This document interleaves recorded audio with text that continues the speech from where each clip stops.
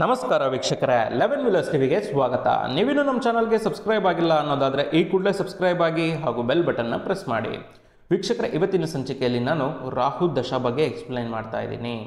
So ಈ ರಾಹು ದಶದಲ್ಲಿ ಯಾವ್ಯಾವ ರೀತಿಯಾದಂಥ ಪರಿಸ್ಥಿತಿಗಳನ್ನು ನೀವು ಎದುರಿಸಬೇಕಾಗತ್ತೆ, ಯಾವ್ಯಾವ ರೀತಿ ನಿಮ್ಮ ಮನಸ್ಥಿತಿ ಚೇಂಜ್ ಆಗುತ್ತೆ, ಅದ್ರ ಜೊತೆಗೆ ಒಂದು ಕೆಟ್ಟ ಪರಿಣಾಮಗಳು ರಾಹು ದಶದಿಂದ ಏನೇನಾಗುತ್ತೆ, ಕೆಟ್ಟ ಪರಿಣಾಮಗಳು ಅಂತ ಇದೆ ಅಂದಮೇಲೆ ಅದಕ್ಕೊಂದು ಪರಿಹಾರ ಅನ್ನೋದು ಇರಬೇಕಲ್ವ. ಯಾವ ರೀತಿಯಾದಂಥ ಪರಿಹಾರಗಳನ್ನು ಮಾಡಿಕೊಂಡ್ರೆ ಅದು ಬೀರುವಂಥ ಪರಿಣಾಮಗಳು ಸಣ್ಣದಾಗಿ ನಾವು ಬ್ಯಾಲೆನ್ಸ್ ಮಾಡ್ಕೋಬೋದು. ಅಫ್ಕೋರ್ಸ್ ಯಾರು ಕೂಡ ಅದನ್ನು ಕಂಪ್ಲೀಟಾಗಿ ಅವಾಯ್ಡ್ ಮಾಡೋದಕ್ಕಂತೂ ಆಗೋದೇ ಇಲ್ಲ. ಆದರೆ ಕೆಲವೊಂದಿಷ್ಟು ಸಣ್ಣ ಪುಟ್ಟ ಪರಿಹಾರಗಳನ್ನು ಮಾಡ್ಕೊಳ್ಳೋದ್ರಿಂದ ಏನೊಂಥರ ಕೊಡ್ಲಿಲ್ಲ ಹೋಗೋದು ಉಗುರಲ್ಲೋಯ್ತು ಅಂತಾರಲ್ವ, ಹಾಗೆ ನಾವು ಬ್ಯಾಲೆನ್ಸ್ ಮಾಡ್ಕೋಬೋದು. ಯಾರಾದರೂ ನಿಮಗೆ ಇಲ್ಲ ನಾವೆಲ್ಲ ನೆಗೆಟಿವಿಟಿನೂ ನಿಮ್ಮ ಜೀವನದಿಂದ ತೆಗೆದಾಕ್ತೀವಿ, ನಿಮ್ಗೆ ಯಾವುದೇ ಥರ ಕೆಟ್ಟದ್ದಾಗೋದಕ್ಕೆ ಬಿಡಲ್ಲ ಅಂತ ಹೇಳ್ತಾ ಇದ್ದಾರೆ ಅಂದರೆ ಡೆಫಿನೆಟ್ಲಿ ಅವ್ರು ಸುಳ್ಳು ಹೇಳ್ತಾ ಇದ್ದಾರೆ. ದೇವರು ಕೂಡ ಅದನ್ನು ಮಾಡೋದಕ್ಕಾಗಲ್ಲ. ಕೆಲವೊಂದಿಷ್ಟನ್ನು ನೀವು ಅನುಭವಿಸ್ಬೇಕು ಅನ್ನೋದಾದರೆ ಅನುಭವಿಸ್ಲೇಬೇಕು. ಆದರೆ ಸಣ್ಣ ಪುಟ್ಟ ಪರಿಹಾರ ಮಾಡಿಕೊಂಡು ಸಣ್ಣದಾಗೆ ಬ್ಯಾಲೆನ್ಸ್ ಮಾಡ್ಕೋಬೋದು ಅಷ್ಟೇ. ಏನು ನಿಮಗೂ ಜಾಸ್ತಿ ಹಾನಿ ಆಗ್ದಂಗೆ ನೀವು ಕರ್ಮನೂ ಅನುಭವಿಸೋಂಗೆ ನಾವು ಬ್ಯಾಲೆನ್ಸ್ ಮಾಡ್ಬೋದು, ಏನೂ ತೊಂದರೆ ಆಗೋದಿಲ್ಲ.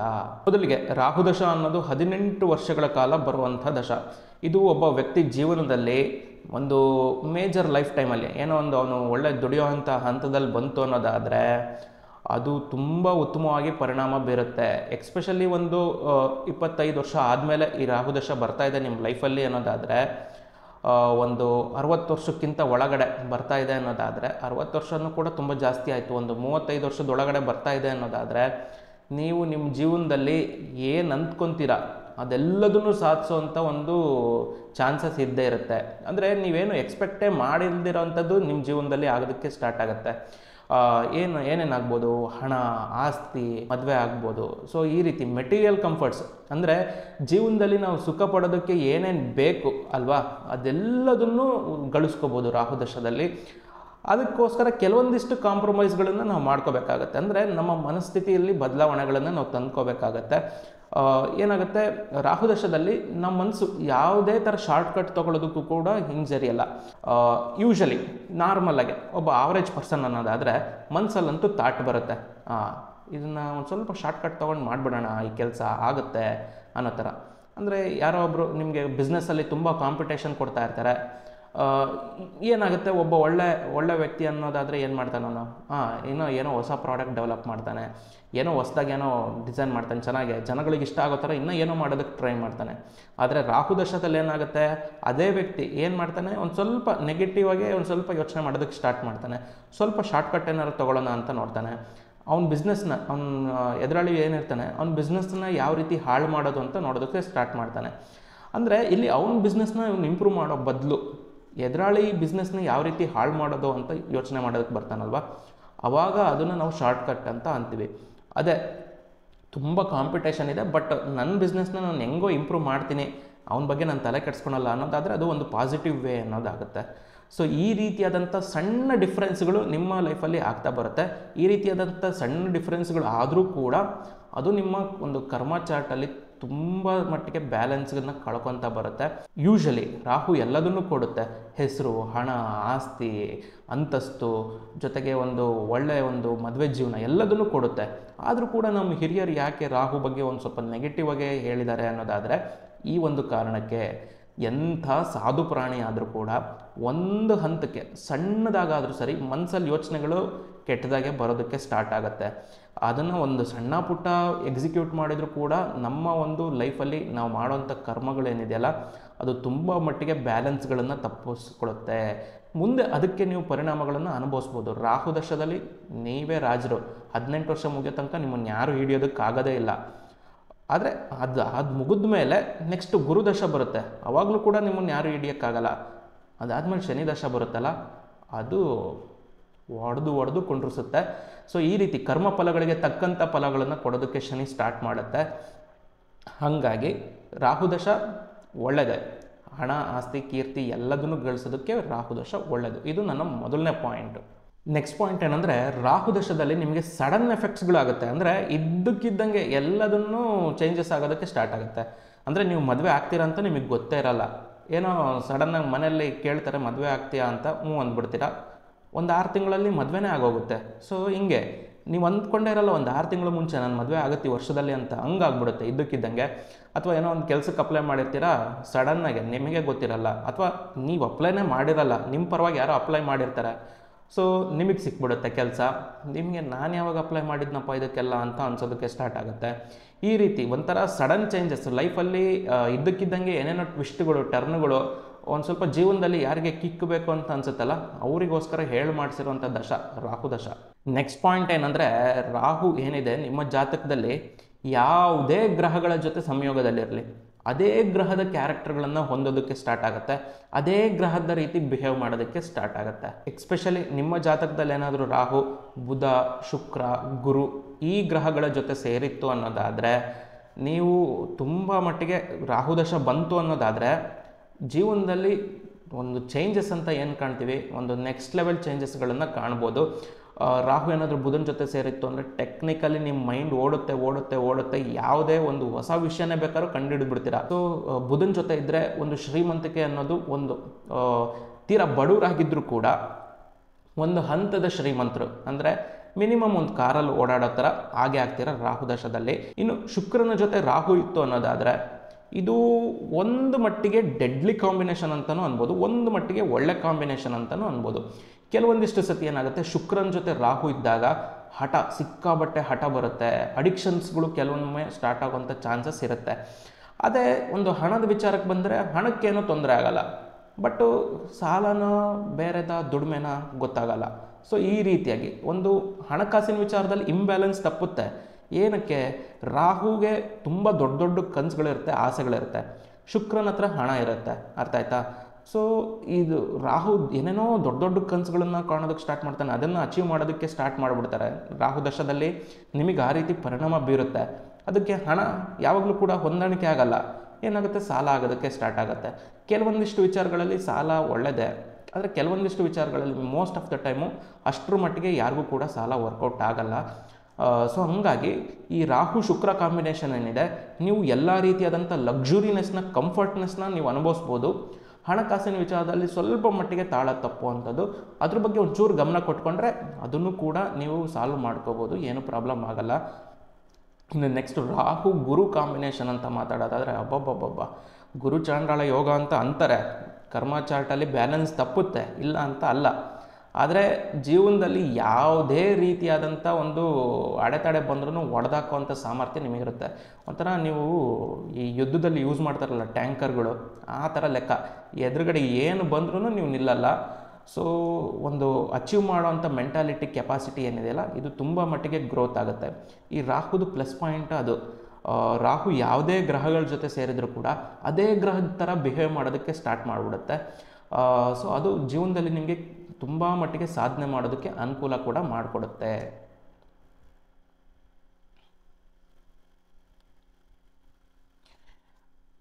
ಇನ್ ಕೇಸ್ ರಾಹು ಏನಾದರೂ ನಿಮ್ಮ ಜಾತಕದಲ್ಲಿ 2, 3, 6, 10 ಈ ಮನೆಗಳಲ್ಲಿತ್ತು ಅನ್ನೋದಾದರೆ ಏನು ತಲೆನೇ ಕೆಡಿಸ್ಕೊಳ್ಳೋಂಗಿಲ್ಲ. ರಾಹು ಅದೆಂಥದೇ ಕೆಟ್ಟ ಪರಿಸ್ಥಿತಿಲಿರಲಿ, ನಿಮಗೆ ರಾಹು ದಶ ಬರ್ತಾ ಇದೆ ನಿಮ್ಮ ಜೀವನದಲ್ಲಿ ಅನ್ನೋದಾದರೆ, ನಾನು ಹೇಳಿದಂಥ ಮನೆಗಳಲ್ಲಿ ರಾಹು ಇದ್ದಿದ್ದೇ ಆದರೆ ನಿಮ್ಮ ಜೀವನಕ್ಕೆ ಏನೂ ತೊಂದರೆ ಆಗಲ್ಲ. ಇರೋದಕ್ಕಿಂತ ಮೇಲ್ಗಡೆನೇ ಹೋಗ್ತೀರಾ ಬಿಟ್ಟು ಅಲ್ಲಿಂದ ಏನೋ ಜೀವನದಲ್ಲಿ ಏನೋ ಲಾಸ್ ಆಗಿಬಿಡುತ್ತೆ, ನಾನು ಸಫರ್ ಮಾಡ್ತೀನಿ ಅನ್ನೋ ಥರ ಇಲ್ಲವೇ ಇಲ್ಲ. 18 ವರ್ಷಗಳ ಕಾಲ ನೀವು ಅಂದ್ಕೊಂಡಿದ್ದ ಜೀವನ, ನೀವು ಮಾಡಿದ್ದ ಜೀವನ ಹಂಗಾಗುತ್ತೆ. ನಾನೀಗ ಮನೆಗಳು ಅಂತ ಹೇಳಿದ್ನಲ್ಲ, ಡಿಗ್ರಿ ವೈಸ್ ನಾನು ಹೇಳ್ತಾ ಇರೋದು. ಸೊ ನೀವು ಜಸ್ಟ್ ಒಂದು ಕುಂಡಲಿ ನೋಡಿಬಿಟ್ಟು ಇದನ್ನು ಡಿಸೈಡ್ ಮಾಡೋದಕ್ಕಿಂತ KP ಚಾರ್ಟನ್ನು ಕೂಡ ನೋಡಿ ಇದನ್ನು ಡಿಸೈಡ್ ಮಾಡಿ. ಅಲ್ಲೂ ಕೂಡ KP ಚಾರ್ಟಲ್ಲಿ 2, 3, 6, 10ನೇ ಮನೆಯಲ್ಲಿ ಏನಾದರೂ ರಾಹು ಇತ್ತು ಅನ್ನೋದಾದರೆ ಮುಗೀತು. ನೀವು ಜಾತಕ ಎಲ್ಲ ಮುಚ್ಚಿಟ್ಬಿಡಿ, ಏನು ತಲೆ ಕೆಡ್ಸ್ಕೊಳಕ್ಕೆ ಹೋಗಬೇಡಿ, ಯಾವುದೇ ಅಸ್ಟ್ರಾಲಜರ್ ಹತ್ರನೂ ಹೋಗೋದಕ್ಕೆ ಹೋಗಬೇಡಿ. ನೀವು ಏನು ಅಂದ್ಕೊಂಡ್ರೂ ಸಾಧಿಸೋವಂಥ ಚಾನ್ಸಸ್ ಟೈಮು ಹತ್ರ ಬಂದಿದೆ ಅಂತಲೇ ಅರ್ಥ.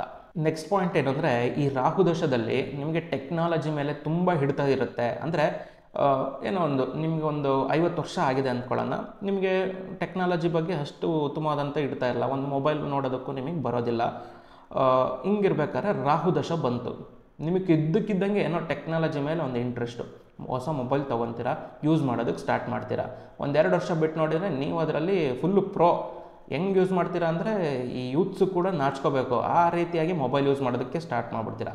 ಈ ರೀತಿಯಾಗಿ ಟೆಕ್ನಾಲಜಿ ಮೇಲೆ ಒಂದು ಹಿಡ್ತಾ ಇರುತ್ತೆ.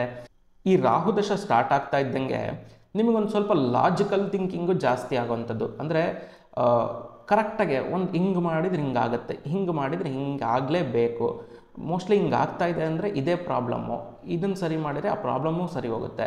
ಈ ರೀತಿ ಲಾಜಿಕಲ್ ಮೈಂಡೆಡು, ಸುಮ್ಮನೆ ಏನೇನೋ ಮ್ಯಾಜಿಕ್ ಅಲ್ಲ. ಸೊ ಯೂಶಲಿ ರಾಹು ದಶ ಬರ್ತಾ ಇದೆ ಅನ್ನೋದಾದರೆ ನಿಮ್ಮ ಎಡಗಡೆ ಬ್ರೈನು ಆ್ಯಕ್ಟಿವೇಟ್ ಆಗೋದಕ್ಕೆ ಸ್ಟಾರ್ಟ್ ಆಗುತ್ತೆ. ನಿಮಗೆ ಇದ್ದಕ್ಕಿದ್ದಂಗೆ ನಿಮಗೆ ಒಂದು ಲಾಜಿಕಲ್ ಥಿಂಕಿಂಗ್ ಕೆಪಾಸಿಟಿ ಏನಿದೆಯಲ್ಲ ಅದು ಬೂಸ್ಟ್ ಆಗುತ್ತೆ. ಮುಂಚೆಯಿಂದಲೂ ನಾವು ಹಂಗೆ ಸರ್ ಅನ್ನೋದಾದರೆ ನಿಮಗೆ ನೆಕ್ಸ್ಟ್ ಲೆವೆಲಲ್ಲಿ ಆಗುತ್ತೆ. ಇಲ್ಲ ನಾವು ಹಂಗೆ ಲಾಜಿಕಲಾಗಿ ಏನೂ ಥಿಂಕ್ ಮಾಡಲ್ಲ, ನಮ್ಮ ಪಾಡಿಗೆ ನಾವು ಕೆಲಸ ಮಾಡ್ಕೊಂಡು ಹೋಗ್ತಾ ಇರ್ತೀವಿ ಅಷ್ಟೇ ಅನ್ನೋದಾದರೆ ನಿಮಗೂ ಕೂಡ ಆ್ಯಕ್ಟಿವೇಟ್ ಆಗುತ್ತೆ. ನಿಮ್ಮ ಜೀವನದಲ್ಲಿ ಏನೋ ಹೊಸದನ್ನು ಮಾಡೋದಕ್ಕೆ ದಾರಿ ಹುಡುಕೊಂಡು ಬರುತ್ತೆ. ಇನ್ ಕೇಸ್ ರಾಹು ಏನಾದರೂ ನಿಮ್ಮ ಜಾತಕದಲ್ಲಿ ಒಂದು ಮೇಷ, ಕಟಕ, ಸಿಂಹ, ವೃಶ್ಚಿಕ, ಮೀನ ಈ ರಾಶಿಗಳಲ್ಲಿ ಸಿಂಗಲ್ಲಾಗೆ ಸುಮ್ಮನೆ ಒಂದೇ ಇದೆ ಅನ್ನೋದಾದರೆ ಅಂಥ ಉತ್ತಮವಾದಂಥ ಫಲಿತಾಂಶ ಇರಲ್ಲ. ಒಂದು ಸ್ವಲ್ಪ ಮಟ್ಟಿಗೆ ನಾರ್ಮಲ್ ಆಗಿರುತ್ತೆ. ಯಾವುದೇ ಥರ ಜಾಸ್ತಿ ಡಿಫ್ರೆನ್ಸ್ ಆಗುತ್ತೆ ಅನ್ನೋ ಥರ ಇರಲ್ಲ. ಏನೋ ಕಷ್ಟಗಳು ಬರ್ತವೆ ಅಂತ ನಾನು ಹೇಳ್ತಾ ಇಲ್ಲ, ನಾರ್ಮಲ್ ಆಗಿರುತ್ತೆ ಜೀವನ. ಸೊ ಅಂದರೆ ನಾನು ಇಷ್ಟೊತ್ತು ಏನು ಹೇಳಿದ್ನಲ್ಲ ಇದಕ್ಕಿದ್ದಂಗೆ ಎಲ್ಲ ಬರುತ್ತೆ ಆಗುತ್ತೆ ಅಂತ, ಅದನ್ನು ಎಕ್ಸ್ಪೆಕ್ಟ್ ಮಾಡೋಕ್ಕೆ ಹೋಗಬೇಡಿ. ಬಟ್ ಒಂದು ಹಂತಕ್ಕೆ ನಾರ್ಮಲ್ ಆಗಿರುತ್ತೆ ಜೀವನ, ಯಾವುದೇ ಥರ ಪ್ರಾಬ್ಲಮ್ಯಾಟಿಕ್ ಆಗಿರೋದಿಲ್ಲ. ಎಲ್ಲದೂ ಆಗುತ್ತೆ, ಸಣ್ಣ ಸಣ್ಣ ಪ್ರಮಾಣದಲ್ಲಿ ಆಗುತ್ತೆ, ಚೇಂಜಸ್ ಆಗುತ್ತೆ, ಜೀವನದಲ್ಲಿ ಬದಲಾವಣೆ ಆಗುತ್ತೆ. ಎಲ್ಲ ರೀತಿಯಾದಂಥ ಸಡನ್ನು ಟ್ವಿಸ್ಟು ಟರ್ನ್ಗಳು ಇದ್ದೇ ಇರುತ್ತೆ, ಆದರೆ ಸಣ್ಣ ಪ್ರಮಾಣದಲ್ಲಿ ಅಷ್ಟೇ. ಎಕ್ಸ್ಪೆಷಲಿ ಹೇಳೋದಾದರೆ ಕರ್ಕಾಟಕ, ವೃಶ್ಚಿಕ ಹಾಗೂ ಮೀನ ಈ ರಾಶಿಗಳಲ್ಲಿ ಇವನ್ನ ನಾವು ವಾಟರ್ ಸೈನ್ಸ್ ಅಂತ ಅಂತೀವಿ. ಸೊ ಇಲ್ಲಿ ಏನಾದ್ರೂ ಒಂದು ರಾಹು ಇತ್ತು ಅನ್ನೋದಾದರೆ ಸಿಂಗಲ್ಲಾಗಿ ನಾನು ಮಾತಾಡ್ತಾ ಇರೋದು, ಯಾವುದೇ ಗ್ರಹಗಳ ಜೊತೆ ಮಿಂಗಲ್ ಆಗಿತ್ತು ಜೊತೆಲಿತ್ತು ಅನ್ನೋದಾದರೆ ನೀವು ತಲೆ ಕೆಡಿಸ್ಕೊಳ್ಳೋ ಅಗತ್ಯನೇ ಇಲ್ಲ. ಆದರೆ ಇಲ್ಲೇನಾದರೂ ರಾಹು ಜಸ್ಟ್ ಒಂದೇ ಇತ್ತು ಅನ್ನೋದಾದರೆ ನಿಮಗೆ ಒಂದು ಸ್ವಲ್ಪ ಎಮೋಷನ್ಸಲ್ಲಿ ಮುಳುಗೋಗುವಂಥ ಚಾನ್ಸಸ್ ಹೈ ಇರುತ್ತೆ. ಏನಕ್ಕೆ, ರಾಹು ಯೂಶಲಿ ಲಾಜಿಕಲ್ ಥಿಂಕರು, ಅವನಿಗೆ ಎಮೋಷನ್ಸ್ ಎಲ್ಲ ಆಗಲ್ಲ. ಆದರೆ ಈ ಒಂದು ಜಲರಾಶಿಗಳು ಏನಿದೆಯಲ್ಲ, ಈ ಜಲರಾಶಿಗಳಲ್ಲಿ ಒಂದು ಸ್ವಲ್ಪ ನಿಮಗೆ ಲಾಜಿಕಲ್ ಥಿಂಕಿಂಗಿಂತ ಎಮೋಷ್ನಲ್ ಥಿಂಕಿಂಗ್ ಜಾಸ್ತಿ ಇರುತ್ತೆ.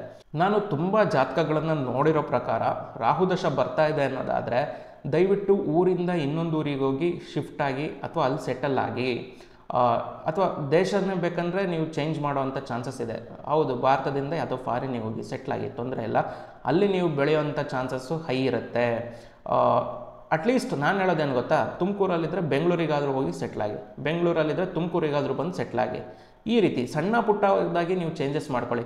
ಆದರೆ ನಿಮಗೆ ಗೊತ್ತಿರೋವಂಥ ವಾತಾವರಣ, ನೀವು ಬೆಳೆದಿರೋವಂಥ ವಾತಾವರಣ ಬಿಟ್ಬಿಡಿ, ಬೇರೆ ಕಡೆನೇ ಹೋಗಿ ಅಲ್ಲಿ ಹೋಗಿ ನೀವು ಜೀವನ ಕಟ್ಕೊಳ್ಳಿ.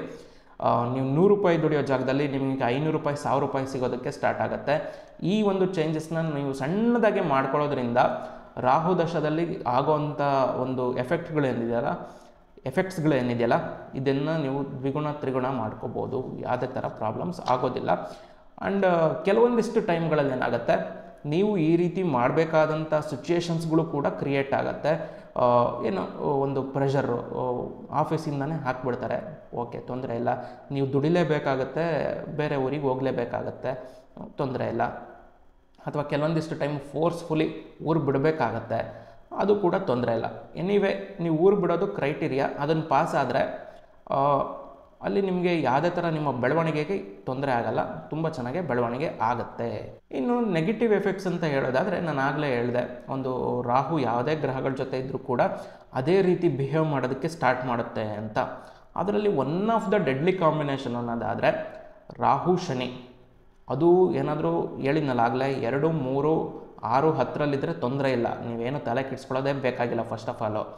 ಆದರೆ 8, 12ರಲ್ಲಿ ಏನಾದರೂ ಇತ್ತು ಅನ್ನೋದಾದರೆ, ಸುಮ್ಮನೆ ರಾಹು ಇತ್ತು ಅನ್ನೋದಾದರೂ ಕೂಡ ಅಥವಾ ರಾಹು ಶನಿ ಇತ್ತು ಅನ್ನೋದಾದರೂ ಕೂಡ ನೀವು ಒಂದು ಸ್ವಲ್ಪ ಮಟ್ಟಿಗೆ ತಲೆ ಕೆಡಿಸ್ಕೋಬೇಕಾಗತ್ತೆ.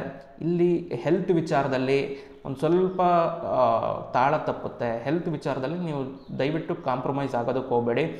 ಹೆಲ್ತ್ ಬಗ್ಗೆ ಯಾವಾಗಲೂ ಕೂಡ ಒಂದು ಕೇರ್ ಇರಲೇಬೇಕು. ಹೆಲ್ತು ಓಕೆ ಪರವಾಗಿಲ್ಲ, ಏನೋ ಹಾಸ್ಪಿಟ್ಲಿಗೆ ಹೋಗೋಷ್ಟು ನಿಮ್ಮ ಹತ್ರ ಇದ್ದರೆ ಸಾಕು. ಆದರೆ ಕೆಲವೊಂದಿಷ್ಟು ಸತಿ ಇಂಪ್ರಿಸನ್ಮೆಂಟು, ಜೈಲಿಗೆ ಹೋಗೋವಂಥ ಸಂದರ್ಭಗಳು ಕೂಡ ಕ್ರಿಯೇಟ್ ಆಗುತ್ತೆ. ಜೈಲಿಗೆ ಹೋಗ್ಬೇಕು ಅಂದರೆ ನೀವೇನೋ ತಪ್ಪು ಮಾಡಿಬಿಟ್ಟೆ ಹೋಗಬೇಕು ಅಂತ ಅಲ್ಲ, ಏನೋ ಗಲಾಟೆ ನಡೀತಿರುತ್ತೆ, ನೀವು ನಿಂತ್ಕೊಂಡು ನೋಡ್ತಾ ಇರ್ತೀರ, ನಿಮ್ಮನ್ನು ಒದ್ದು ಒಳಗಾಗ್ತಾರೆ, ನೀನೇ ಮಾಡಿದ್ದು ಗಲಾಟೆ ಅಂತ ಹಿಂಗೆ. ಅಥವಾ ಏನೊಂದು ಸ್ಟ್ರೈಕ್ ಮಾಡ್ತಾ ಇರ್ತಾರೆ, ನೀವು ಸುಮ್ಮನೆ ಜೊತೆಗೆ ಹೋಗಿರ್ತೀರ, ಒಂದಿನ ಜೈಲು ವಾಸ ಆಯಿತಾ. ಈ ರೀತಿಯಾಗಿ ಆಗುವಂಥದ್ದು. ಸೊ ಈ ಒಂದು ಕಾಂಬಿನೇಷನ್ನು ರಾಹು ಮತ್ತು ಶನಿ, ಅದರಲ್ಲೂ 8 ಮತ್ತು 12ರಲ್ಲಿತ್ತು ಅನ್ನೋದಾದರೆ ಆರೋಗ್ಯದ ವಿಚಾರದಲ್ಲಿ ಒಂದು ಬೆಡ್ ರೆಸ್ಟ್ ಆಗುತ್ತೆ, ಇಲ್ಲ ಅಂದರೆ ಜೈಲಲ್ಲಿ ರೆಸ್ಟ್ ಆಗುತ್ತೆ. ಸೊ ಇವೆರಡರಲ್ಲಿ ಯಾವ್ದಾದ್ರು ಒಂದು ಪಾಸಿಬಿಲಿಟೀಸ್ ಇದ್ದೇ ಇರುತ್ತೆ. 8, 12ರಲ್ಲಿ ಇದ್ದರೆ ಮಾತ್ರ ಇದನ್ನು ಅಂಡರ್ಲೈನ್ ಮಾಡ್ಕೊಳ್ಳಿ. ಬೇರೆ ಬೇರೆ ಮನೆಗಳಲ್ಲಿತ್ತು ಅನ್ನೋದಾದರೆ ತೊಂದರೆ ಇಲ್ಲ. ಎಕ್ಸ್ಪೆಷಲಿ ರಾಹು ಒಂದೇ ಇತ್ತು ಅನ್ನೋದಾದರೆ 8, 12ರಲ್ಲಿ ಅಲ್ಲಿ ನೀವು ಒಂದು ಸ್ವಲ್ಪ ಮಟ್ಟಿಗೆ ಯೋಚನೆ ಮಾಡೋವಂಥದ್ದನ್ನು ಕಮ್ಮಿ ಮಾಡಿ. ಒಂದೇ ಇತ್ತು ಅನ್ನೋದಾದರೆ ಅಷ್ಟರ ಮಟ್ಟಿಗೆ ಏನು ನಿಮಗೆ ಪರಿಣಾಮ ಬೀರಲ್ಲ, ಆದರೆ ಸಣ್ಣ ಪುಟ್ಟ ಪರಿಣಾಮಗಳು ಖಂಡಿತ ಬೀರುತ್ತೆ. ಅವಾಗಲೂ ಕೂಡ ಆರೋಗ್ಯದ ಮೇಲೆ ಕಾಳಜಿ ಮಾಡಬೇಕು. ಏನೋ ಆಗ್ಬಿಡುತ್ತೆ ಅನ್ನೋ ಥರ ಟೆನ್ಷನ್ ಮಾಡ್ಕೊಳ್ಳೋವಂಥದ್ದು ಏನೂ ಇಲ್ಲ. ಸೊ ನೆಕ್ಸ್ಟ್ ಪಾಯಿಂಟ್ ಏನಂದರೆ, ರಾಹು ಒಂದೇ ಇದ್ದರೂ ಸರಿ ಅಥವಾ ಯಾವುದೇ ಗ್ರಹಗಳ ಜೊತೆ ಇದ್ದರೂ ಸರಿ 8, 12ರಲ್ಲಿತ್ತು ಅನ್ನೋದಾದರೆ, ಸಮ್ಟೈಮ್ಸ್ 6ರಲ್ಲಿತ್ತು ಅನ್ನೋದಾದರೂ ಕೂಡ ಆಕ್ಸಿಡೆಂಟ್ಸು, ಇಂಜುರೀಸು ಆಗೋವಂಥ ಚಾನ್ಸಸ್ ಇರುತ್ತೆ. ರಾಹು ಆಕ್ಸಿಡೆಂಟ್ ಮಾಡಿಸುತ್ತೆ ಅಂತ ನಾನು ಹೇಳ್ತಾ ಇಲ್ಲ. ರಾಹು ಮುನ್ನುಗ್ಗುವಂಥ ಒಂದು ಮೈಂಡ್ಸೆಟ್ ಕೊಡುತ್ತೆ, ಅಥವಾ ಒಂದು ಸಣ್ಣ ಸಣ್ಣ ಆಪರ್ಚುನಿಟೀಸ್ನೂ ಉಪಯೋಗಿಸ್ಕೊಳ್ಳೋವಂಥ ಮೈಂಡ್ಸೆಟ್ ಕೊಡುತ್ತೆ, ಸ್ಪೀಡ್ನ ಕೊಡುತ್ತೆ.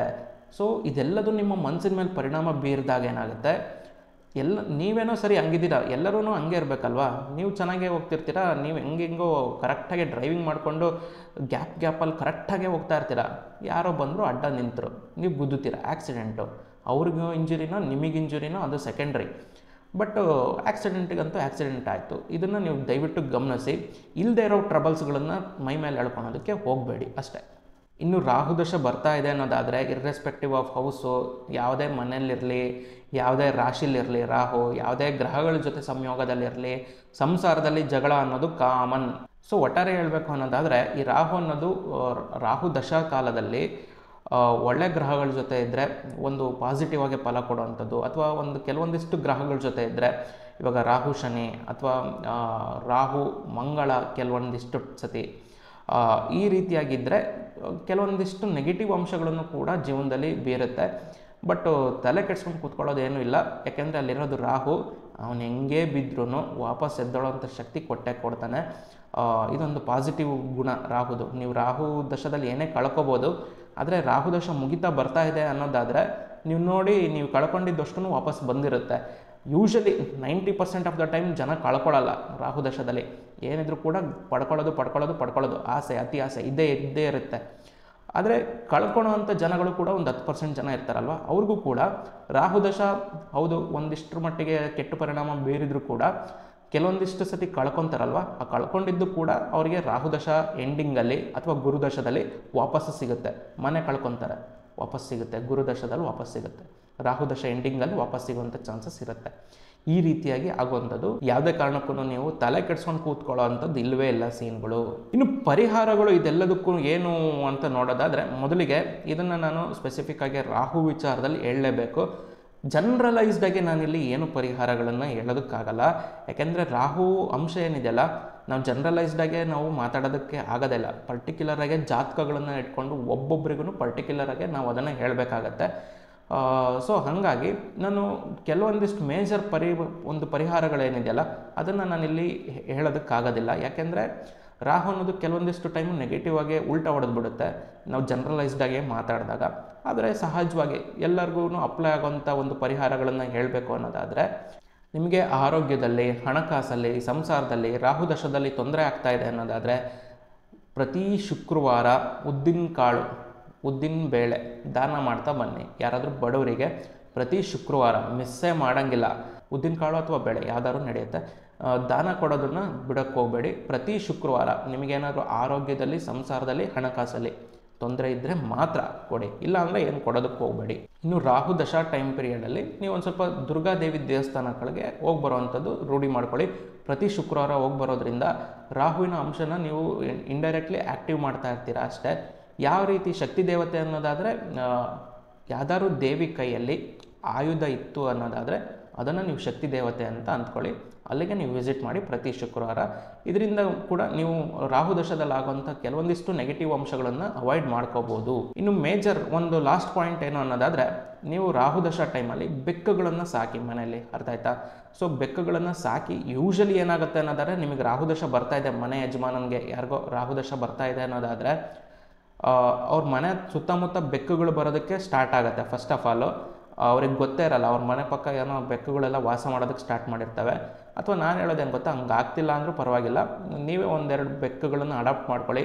ಸೊ ಇದಿಷ್ಟು ರಾಹು ದಶದಲ್ಲಿ ಆಗುವಂಥ ಬದಲಾವಣೆಗಳು, ಪರಿಣಾಮಗಳು, ಅದಕ್ಕಿರುವಂಥ ಪರಿಹಾರಗಳು. ನಾನು ಮುಂದಿನ ಸಂಚಿಕೆಯಲ್ಲಿ ಮತ್ತೊಂದು ವಿಷಯದ ಜೊತೆ ಬರ್ತೀನಿ. ಅಲ್ಲಿವರೆಗೂ ನೀವು ನಮ್ಮ ಚಾನಲ್ಗೆ ಸಬ್ಸ್ಕ್ರೈಬ್ ಆಗಿಲ್ಲ ಅನ್ನೋದಾದರೆ ಈ ಕೂಡಲೇ ಸಬ್ಸ್ಕ್ರೈಬ್ ಆಗಿ ಹಾಗೂ ಬೆಲ್ ಬಟನ್ನ ಪ್ರೆಸ್ ಮಾಡಿ. ನಮಸ್ಕಾರ, ಧನ್ಯವಾದ.